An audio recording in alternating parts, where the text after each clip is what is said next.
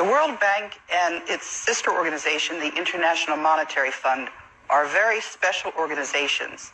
They are sitting on top of the world's wealth, which was put into a secret account, and it has more gold than anybody knows about.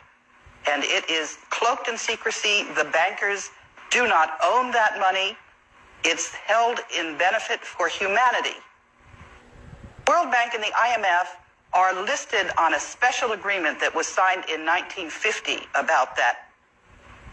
Assets, it's gold. It's more gold than people know about. It's over 1 million metric tons of gold. And the World Bank and the IMF have a special role to play, making sure that that money is spent to the benefit of humanity. So where's the gold? Some people believe that the gold in Fort Knox has disappeared. That's been in question for many years. Congressmen have attempted to get an audit of the gold in Fort Knox.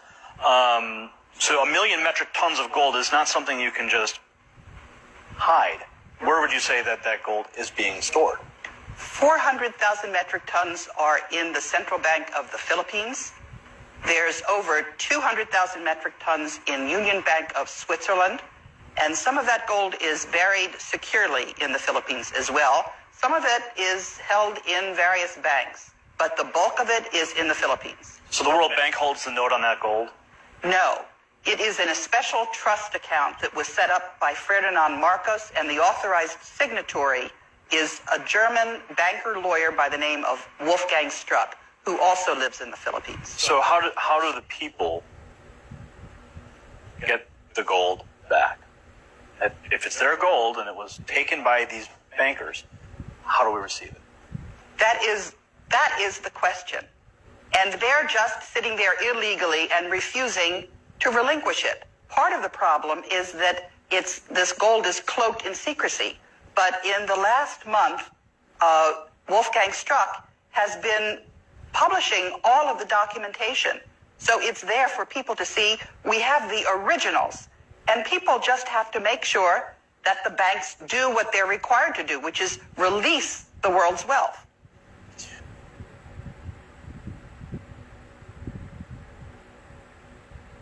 Contact Phoenix Journal Review. Independent confirmation of the Philippines gold.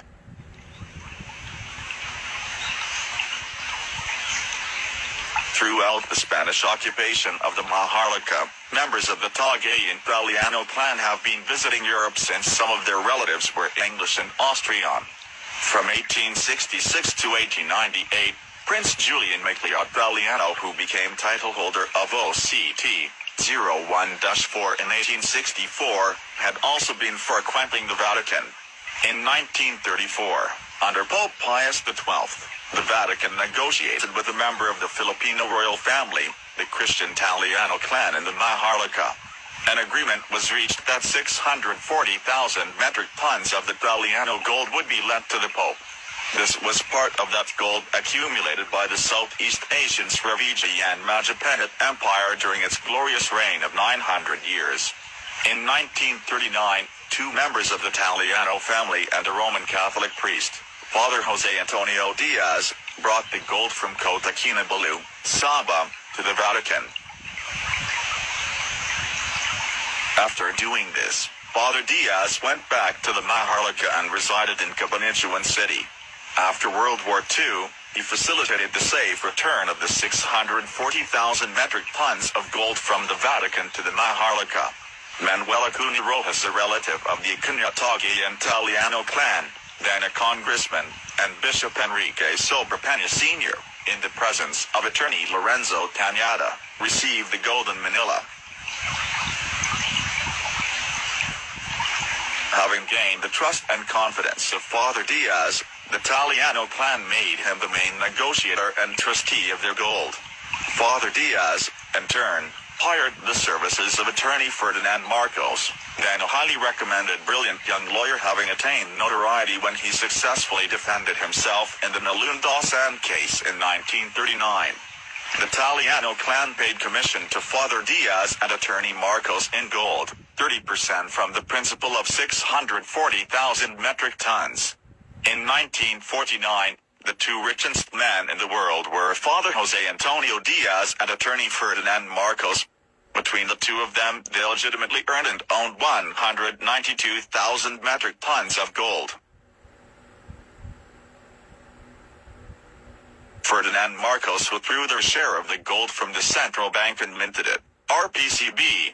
Sometime later, Father Diaz and Marcos brought their gold to Switzerland, in the Swiss Bank Corporation in Zurich. The remaining 400,000 metric tons of Italiano gold is in the third-floor basement of the central bank minting plant in East Avenue, Quezon City.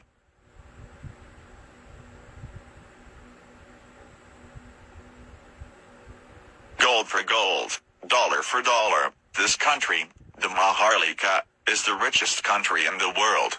During a talk show in a U.S. TV the week following the bombing of the New York Twin Towers, President Bush was asked this question, which is the richest country in the world today?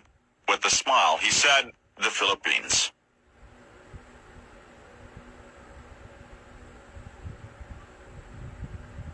On April 9, 1973, Marcos said, "My earthly goods have been placed in the custody and for the disposition of the Marcos Foundation, dedicated to the welfare of the Filipino people.